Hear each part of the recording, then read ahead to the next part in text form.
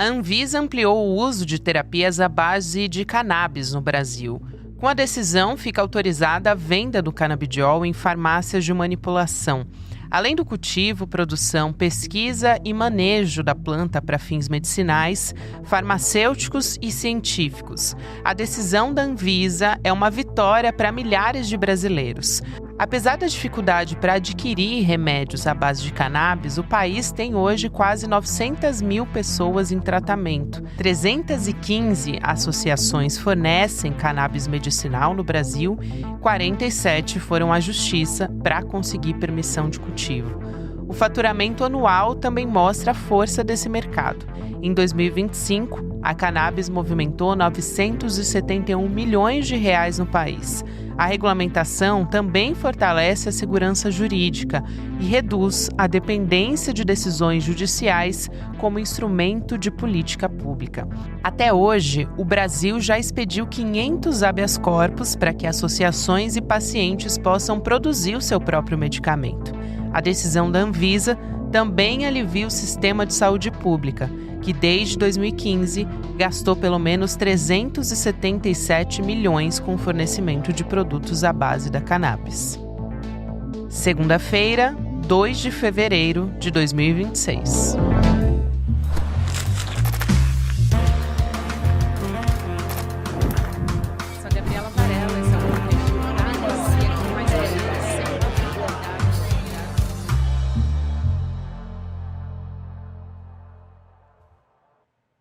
Olá, seja muito bem-vindo, seja muito bem-vinda. Eu sou a Gabriela Varela, esse é o Videocast em Detalhes que está começando. E aqui de segunda a sexta-feira a gente sempre avalia uma temática, uma notícia importante do momento e analisa. Hoje a minha convidada é antropóloga, educadora canábica, pesquisadora também, a Luna Vargas. É um prazer te receber, Luna. Oi, Gabi, tudo bem? Um prazer estar aqui com você.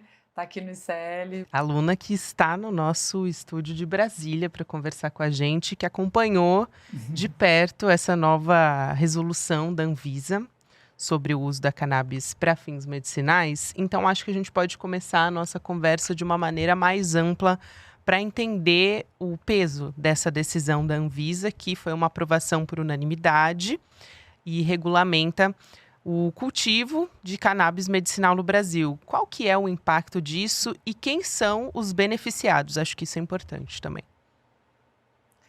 Gabi, esse histórico aqui que a gente vai fazer, eu acho que é fundamental para entender de onde surgiu essa decisão, né? O ano passado, o STJ, ele mandou a Anvisa regulamentar o cultivo.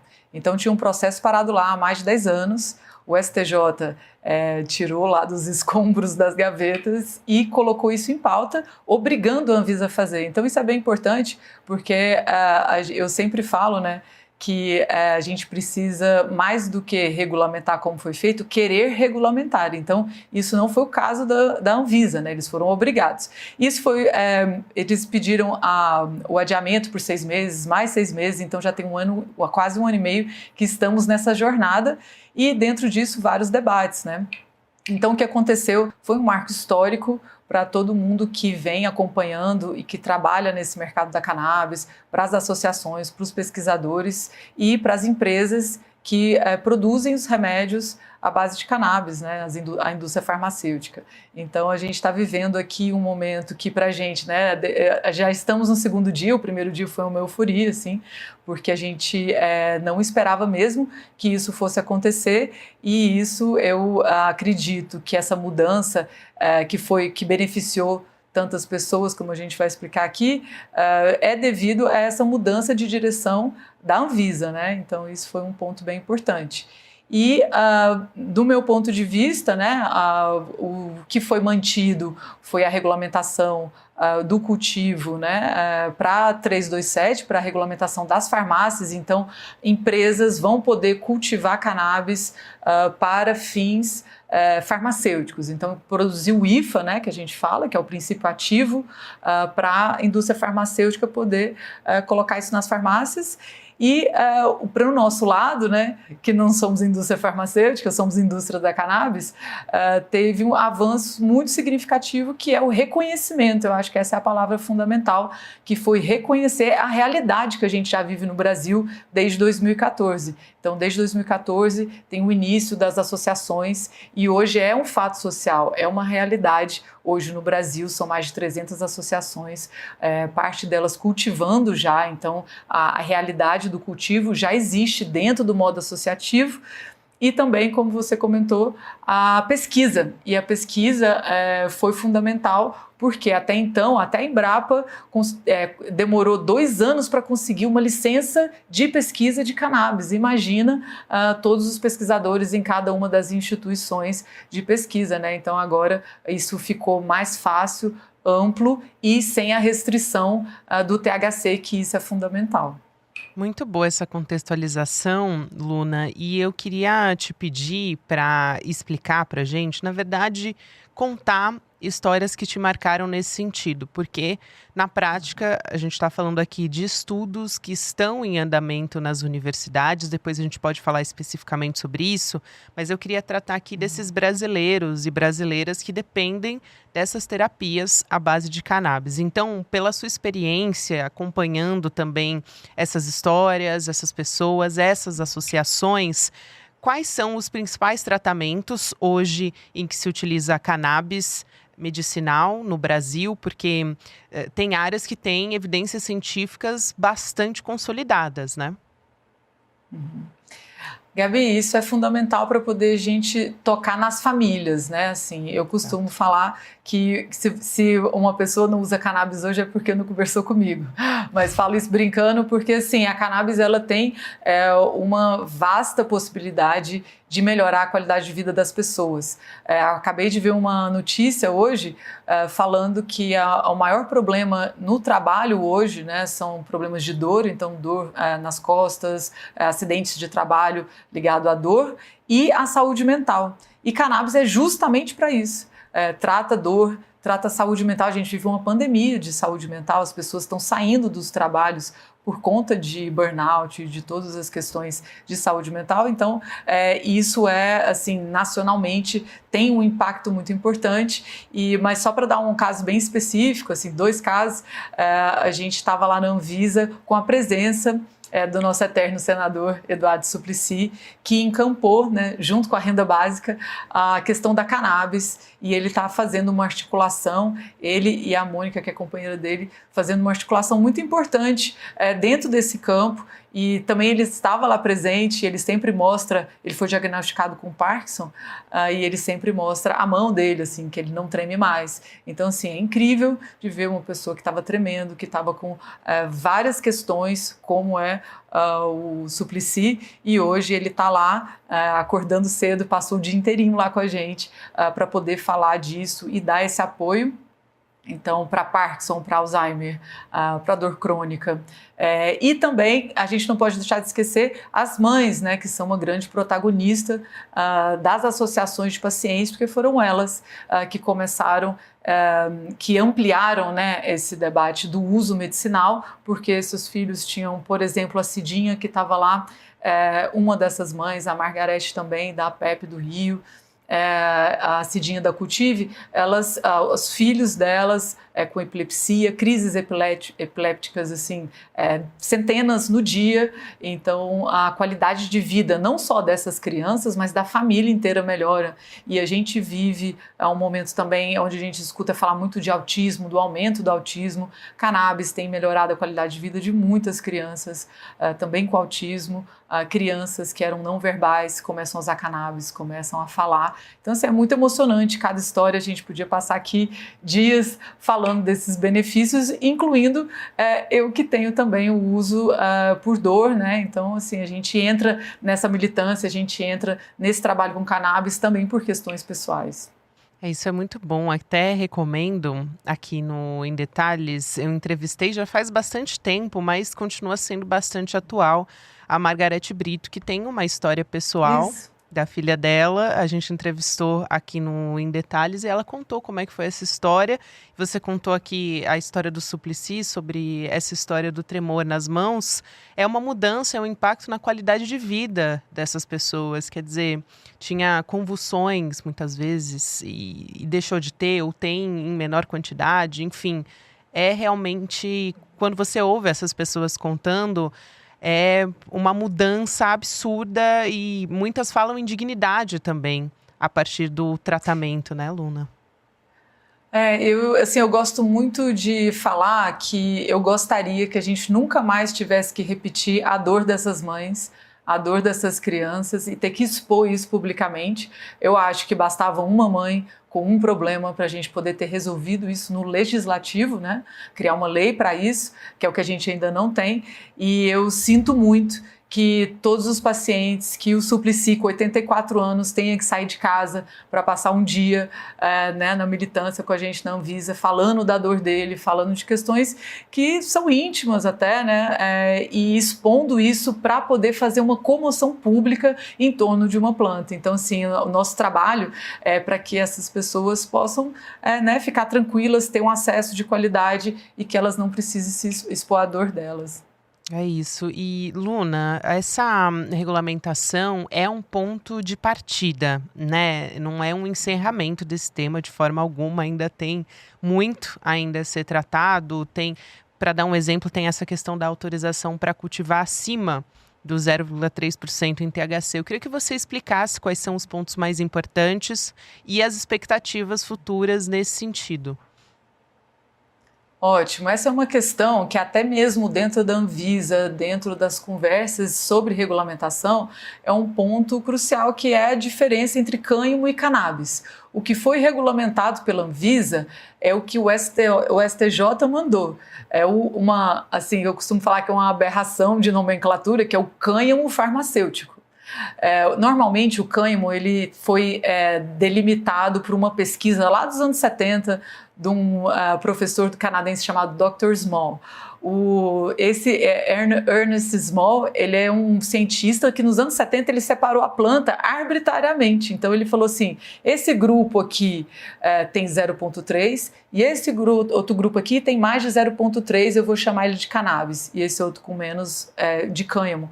E assim desenvolveram as regulamentações em cima desse número, que ele mesmo disse que não era exato. Mas é importante saber que no nosso território, para o cultivo, é muito difícil a gente ficar com esse limite de menos de 0,3% de THC. E aí tem uma explicação botânica simples até, assim. A cannabis ela não produz canabinoides, né, o THC, o CBD, para fazer a gente sentir bem. A cannabis ela produz isso para proteger do sol. Então, basicamente, é um filtro solar ali da planta. Quanto mais sol, mais alto vai ser a produção desses canabinoides. E é por isso, e nem nos Estados Unidos, nem na Europa, isso foi possível. Então, a gente acaba copiando, colando ideias que já deram errado nesses países, em vez de copiar as que deram certo, como é o caso da Tailândia, por exemplo, que não limita e não pensa em limitar isso, né? Quem pode prescrever continua sendo a mesma coisa, né? São os médicos veterinários também. Agora, quais são... E também os dentistas, né? Sim. E os critérios para essa produção, para esse cultivo acontecer, quem são as pessoas autorizadas? Quais são as exigências? Como é que vai funcionar a fiscalização? Ou isso ainda não está muito claro? Não está muito claro, a gente tem só o que eles soltaram, né? A gente está esperando ainda essas normas que vão existir, e aí a gente tem que esperar os próximos capítulos, mas o que a gente já sabe que eles soltaram, que seriam associações com mais de 2 anos de abertura de CNPJ, lógico que vai ter que ter um farmacêutico, vão ter profissionais ali que vão ser exigidos para estar ali, para dar segurança nessa produção, e é o que a gente quer mesmo, assim, a gente quer cada vez mais melhorar a qualidade desses produtos, melhorar a produção e garantir um maior acesso, né? Isso. E o que efeito que isso tem, também olhando para uma outra vertente, que é a do judiciário, levando em conta que era necessário uma decisão judicial individual. Então, Você se recorda, claro, tem vários casos, a gente até citou aqui o de uma mãe, da Margarete, de pacientes que tiveram que passar por todo um processo de aprovação. E muitas vezes isso demorava, ou então nem acontecia, em alguns casos, atrasava tratamento. E, enfim, isso tem consequências também para o paciente, mas isso é um efeito do judiciário que agora, a partir dessa regulamentação, vai passar a ter uma insegurança jurídica menor? Como que fica agora a partir dessa decisão?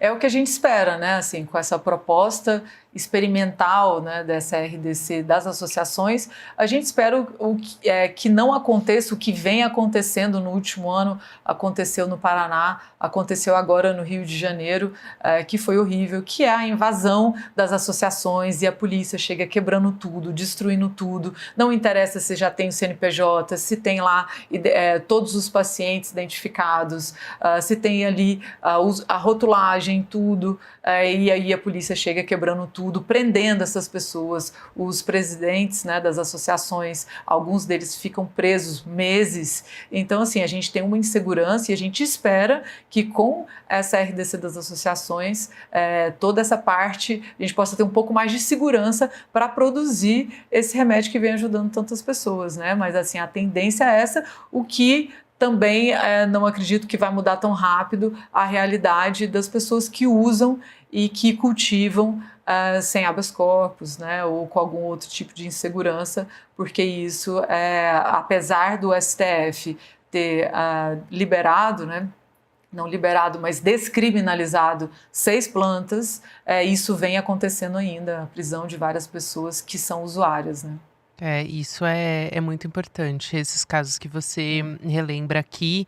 E eu queria também tratar de um outro pilar, que é o da pesquisa científica. Como é que funcionam as pesquisas científicas da maneira que está? Ou seja, antes do marco regulatório, isso vai mudar agora? Era autorização individual, era por projeto? Dificultava esse processo de pesquisa também? Olha, a gente aconteceu uma coisa que foi bem legal, assim, que foi a união dos pesquisadores. Em dezembro, a Anvisa abriu uma consulta pública, a gente criou um grupo no WhatsApp com mais de 100 pesquisadores para poder criar um documento explicando para a Anvisa todas as questões em relação a esse limite de 0,3, porque que os pesquisadores e as instituições, elas têm que ter a liberdade de fazer pesquisa, e isso tem que ser como foi agora, tem que ser amplo e sem tanta burocracia. Então, a partir desse documento, que foi criado pelos pesquisadores, entregue na Anvisa, eles acolheram isso, que foi incrível também. Então, se antes, como eu falei, uma instituição poderia demorar anos, ser negado para poder fazer pesquisa com a planta, hoje vai ser simplificado, vai ser feito, a instituição vai poder fazer, porque antigamente cada pesquisador com cada projeto tinha que entrar na Anvisa com esse processo. E o limite também de THC, que isso é fundamental, porque a gente vive um grande paradoxo. Falar, não pode legalizar maconha porque não tem amparo e comprovação científica, mas você não pode fazer pesquisa científica porque não tem licença para fazer pesquisa científica. Então a gente vive nesse paradoxo e agora, finalmente, avançou nessa área e a gente está muito feliz por conta disso. Sim, ainda dentro dessa questão do desenvolvimento científico, vai diminuir a dependência de importação, essa decisão, né?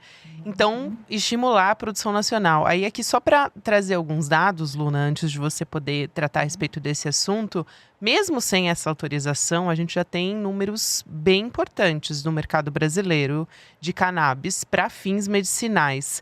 Aqui, pegando dados da consultoria Kaya Mind, já movimenta mais de R$ 1 bilhão por ano. 670 mil pacientes têm autorização para importar produtos com prescrição e também cerca de 300 mil são atendidos por associações. Sem contar as políticas públicas que não estão contabilizadas também nesses dados. Então, ainda tem o setor público, já que a gente está falando aqui sobre a produção nacional, acho que isso também precisa ser incluído aqui, né? Eu queria te perguntar sobre isso, se pode diminuir uma produção local, diminuir o custo para quem precisa, tem até a prescrição e precisa consumir. Essa é a intenção, né? A intenção de fazer um cultivo no Brasil. Primeiro que, assim, é irracional, né? A gente está nesse país com esse tanto de terra, ser um dos maiores produtores agrícolas do mundo e não produzir cannabis e importar, como é feito hoje a indústria farmacêutica. E aí é uma questão, né, da falta de desenvolvimento. O Brasil, ele não produz IFA, né, que é o insumo farmacêutico, mais de 95% vem de fora. A gente conseguiu piorar ao longo dos anos. Basicamente, hoje, a cannabis é um dos poucos IFAs que são produzidos pelas associações aqui no Brasil. Então, isso a gente tem que entender e comemorar também. E agora, com essa abertura de cultivo, a gente vai ter, provavelmente, as empresas cultivando para a indústria farmacêutica, e isso vai fazer, com certeza, ao longo do tempo, diminuir o preço e também dar essa independência, até uma questão de soberania nacional aqui, né? A gente conseguir produzir o que a gente está consumindo. Isso. E aqui eu quero trazer também, Luna, uma questão que é de quanto a cannabis medicinal, a gente falou aqui sobre as expectativas futuras para esse setor, o quanto isso abre algum tipo de caminho para falar sobre o uso recreativo. A gente tem algumas decisões recentes, você até citou aqui a respeito da descriminalização, mas para uma quantidade específica por parte do STF. Então quero te ouvir sobre isso também. Gabi, assim, a gente deu esse passo muito significativo, é um marco histórico a gente ter umas RDCs que propiciam o cultivo em solo brasileiro, mas isso é um começo, né? E é uma luta também para essa regulamentação. A gente ainda não tem a certeza, como eu falei, de como isso vai ser feito, como vai ser tratado. Então, assim, a gente tem 2 dias de felicidade e agora a gente volta para a luta de novo, para poder ver como isso vai ser feito e lutar para que isso, no final, atinja, né, que a gente possa ampliar o acesso a cannabis. Então, quando a gente fala desse uso recreacional, isso, como eu falei no início, não estava no escopo. Assim, o STJ mandou a Anvisa regulamentar cannabis, produção de cannabis para fins farmacêuticos. Então, a perspectiva que a gente tem para o futuro, e eu sempre gosto de entender, né, o que a gente está passando, de ficar feliz por isso, mas de pensar o que a gente tem aí pela frente e onde a gente quer atingir. Quando você fala do uso recreacional da cannabis, do uso adulto ou do uso lúdico, como queiram chamar, que é uma liberdade que a gente tem, e aí é fácil de comparar quando você pensa com o álcool, né? Cada um pode ir lá e comprar ou não, se quiser ou não. Então, isso é o que a gente precisa. A gente não pode ter produção nacional em solo brasileiro, distribuição na farmácia, as associações e continuar criminalizando as pessoas que escolhem usar essa substância. Então, Você falou sobre esses políticos que estão falando a respeito desse assunto. Tem os que também, infelizmente, corroboram para a desinformação e para também acabar popularizando vídeos que têm muito preconceito carregado. Então, você estava me contando, até antes da gente começar a nossa entrevista aqui, a gente estava conversando no particular, sobre um ex-ministro do Jair Bolsonaro, o Osmar Terra, que foi para as redes sociais compartilhar um vídeo dizendo que não existe maconha medicinal, que foi uma figura que durante a pandemia de Covid, onde a gente teve assim, centenas de milhares de pessoas que morreram, que falavam em imunidade de rebanho, que chegou a ser na CPI da Covid, ele foi citado no relatório como uma indicação de indiciamento, tamanha gravidade das desinformações que ele compartilhava num período tão grave e ainda sendo da área da saúde, enfim, é de uma irresponsabilidade, mas tem muita gente, infelizmente, fazendo esse tipo de serviço também, né, Luna? Infelizmente a gente tem o Osmar, como a gente brinca, né, Osmar Terra Plana, porque é isso, ele tem uma visão completamente negacionista dos benefícios da cannabis, e sendo médico ele poderia simplesmente estudar o sistema endocannabinoide, fazer isso, mas ele continua fazendo um desserviço para as próprias pessoas que levam ele em consideração, né? E o que eu acho que é importante nesse cenário político, falando rapidinho aqui para você, é a importância da gente pensar numa regulamentação no legislativo. A Anvisa é um órgão técnico, assim, eles vão regulamentar o que foi pedido dessa forma que a gente conversou aqui hoje, mas a gente precisa da coragem dos legisladores para poder propor realmente uma regulamentação da cannabis e aí com vontade política, não fazer porque o judiciário mandou, mas porque a gente precisa contemplar a saúde no Brasil. Hoje a gente já tem no SUS, tanto estadual como municipal, na maioria dos estados e grandes capitais, projetos de cannabis no SUS. Então a gente precisa realmente de uma regulamentação nacional que proponha e pensando em cada detalhe, em cada parte disso, realmente um projeto que contemple a realidade e o que a gente precisa no Brasil. Excelente, Luna, que prazer te receber aqui no Em Detalhes, que bom, a gente já se falava há bastante tempo para você vir e agora finalmente aconteceu a nossa conversa. Obrigada, querida, um prazer. Obrigada, Gabi, um prazer estar aqui com vocês e pesquisem, procurem saber sobre cannabis, com certeza pode ajudar vocês a melhorar a qualidade de vida de todo mundo. Sem dúvida, é isso. Obrigada, obrigada pelo trabalho e também pelos esclarecimentos aqui, aprendi muito com você hoje. E a gente segue aqui no Em Detalhes também para eu ainda te dar um recado final para você que me acompanha. A gente teve na semana passada o Mapa da Mina de 2026, um evento para falar sobre as previsões para a economia com o Eduardo Moreira. Então tem muita novidade, muito olhar sobre como vai ser esse ano. No ano passado, 2025, o Edu acertou todas as previsões e preparou esse material especialmente olhando para o cenário de 2026. Então vale a pena você ir no emdetalhesicl.com.br, fazer a sua inscrição para poder assistir essa aula, se você ainda não assistiu ou se você já viu, mas quer assistir ao replay, então é sua oportunidade para poder aprender e entender onde investir o seu dinheiro de forma segura. A gente continua na nossa programação, agora tem o Mercado Investimentos, depois o Rolê ICL e você pode ouvir o Em Detalhes nas plataformas de áudio também. Todos os dias tem conteúdo novo de segunda a sexta. Até a próxima. Uau, que evento foi o Mapa da Mina, dezenas de milhares de pessoas aprendendo de uma maneira super simples, super fácil o que está acontecendo nos mercados, o que está acontecendo na economia do Brasil e do mundo e aprendendo também como elas podem navegar, seja com seus investimentos ou com seus negócios, nesses momentos de incerteza, nesses momentos de turbulência. Foi maravilhoso e os comentários não param de chegar. Era um evento que não teria replay, mas muita gente está pedindo para assistir de novo, para fazer mais anotações, né?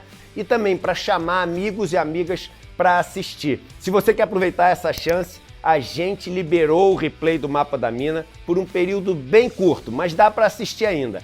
Assiste o replay e tenha uma caminhada muito mais segura nesse mundo das finanças e dos investimentos. Você sabia que todos os nossos programas estão no Spotify? A notícia não pode parar e agora você pode acompanhar todos os nossos programas onde e quando quiser. Siga nossos canais no Spotify e tenha acesso ao Chico Pinheiro Entrevista, Desperta ICL, Rolê e muito mais. ICL no Spotify. Informação que te acompanha.